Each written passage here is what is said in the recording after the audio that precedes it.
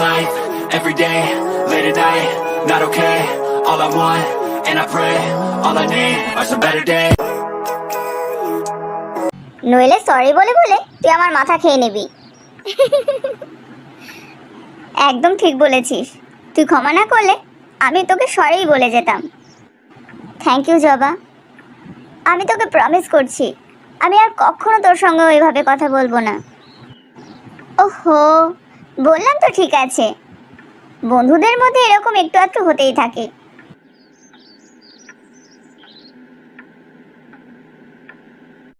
তোকে আরো একটা কথা বলার ছিল। কি কথা? আমি টিউসডেতে ঋষির সঙ্গে দেখা করছি। দেখা করছিস টিউসডেতে? কুনাল সেটা জানে? না, জানে না।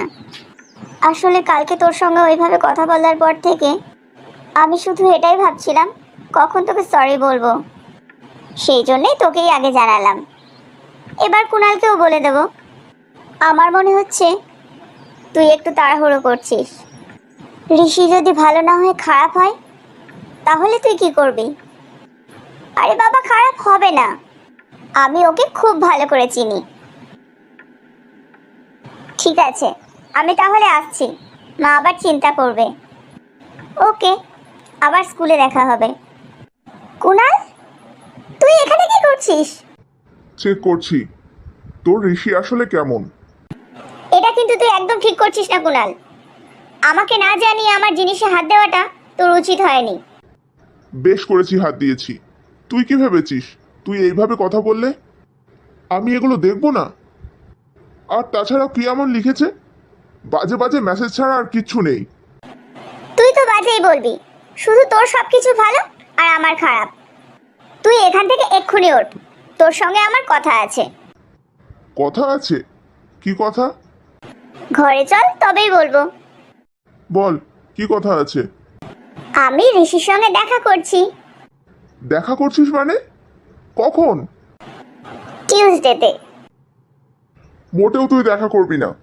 আমি ওর মেসেজগুলো পড়েছি, ও খুব বাজে ছেলে। তুই আমার বেস্ট ফ্রেন্ড বলে যা খুশি তাই বলতে পারিস না। ঋষিকে আমি ভালোবাসি। তোর যদি সাথ দিতে হয় দে, নইলে আমি একাই সব কিছু করে নেব। তুই কি করতে যাচ্ছিস বলতো? আন্টি যদি জানতে পারে?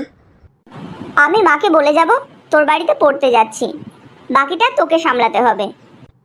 যেখানে আমি তোকে যেতে বারণ করছি সেখানে তুই আমার ঘাড়েই সব কিছু চাপাচ্ছিস। দেখ, আমি কিন্তু তোর মায়ের হাত থেকেও তোকে অনেকবার বাঁচিয়েছি, এবার তোর টার্ন। তুই বুঝতে চাইছিস না কেন বলতো? যদি ঋষি খারাপ হয়, তোর সঙ্গে খারাপ কিছু করে? সেটা তোর ধারণা, ও কিচ্ছু করবে না। উফ, আচ্ছা ঠিক আছে, একটা শর্তে আমি মিথ্যে কথা বলতে পারি। আমিও তোর সঙ্গে যাব। আমি ঋষিকে তোর কথা বলেছিলাম, কিন্তু ও বলল প্রথমবার ও শুধু আমার সঙ্গেই দেখা করবে। তার মানে গন্ডগোল? ওর মধ্যে কোনো গন্ডগোল নেই, গন্ডগোল তোর মাথায় আছে। ঠিক আছে, তাহলে তুই ওর সঙ্গে পাবলিক প্লেসে দেখা করবি, কোনো হোটেল বা নির্জন এলাকায় না। তাহলেই আমি ম্যানেজ করব। আপনার কথা মেনে নিলাম। আর কোনো আদেশ আছে কুনাল বাবু? ঋষি, কালকে আমরা কোথায় দেখা করব? সেটা কোনো পাবলিক প্লেস হলে খুব ভালো হয়। Public place? তুমি কি আমাকে সন্দেহ করছো শেফালি? তুমি যদি আমাকে সন্দেহ করো তাহলে তোমাকে আসতে হবে না। আমি তোমাকে এত ভালোবাসি, তার সত্ত্বেও তুমি আমাকে সন্দেহ করছো। তুমি আমাকে ভুল বুঝছো ঋষি, আমি তোমাকে সন্দেহ করছি না।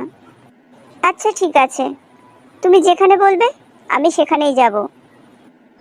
তুমি কিছু বলার আগেই আমি ঠিক করেছিলাম আমরা পাবলিক প্লেসে দেখা করব, কিন্তু তুমি যে আমাকে এইভাবে বলবে আমি বুঝতে পারিনি। আমি জানতাম ঋষি, তুমি আমার কথা নিশ্চয়ই রাখবে। আমি ঠিকানাটা তোমাকে মেল করে দেব, তুমি কিন্তু সময় মতো চলে আসবে।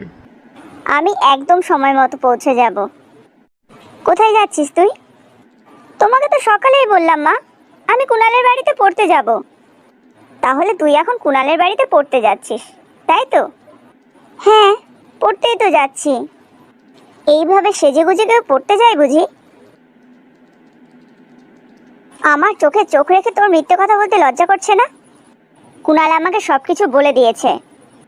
Shefali, I am sorry. আমি আন্টিকে সব সত্যিটা বলে দিয়েছি।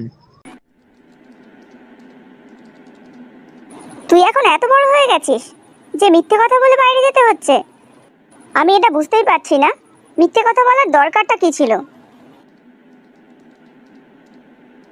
তুই যদি আমাকে সত্যি কথাটাই বলতিস তাহলে কি আমি মানা করতাম? বন্ধুর বাড়িতে পার্টি আছে, সেটা লুকোনোর কি আছে? পার্টি? আর কুণাল তো তোর সঙ্গেই যাচ্ছে, তাহলে আমি বারণ করব কেন? মিথ্যে কথা বলে তুই একদম ঠিক করিসনি। দাঁড়া, তোর হচ্ছে। তুই আমাকে এইভাবে ফাঁসালি।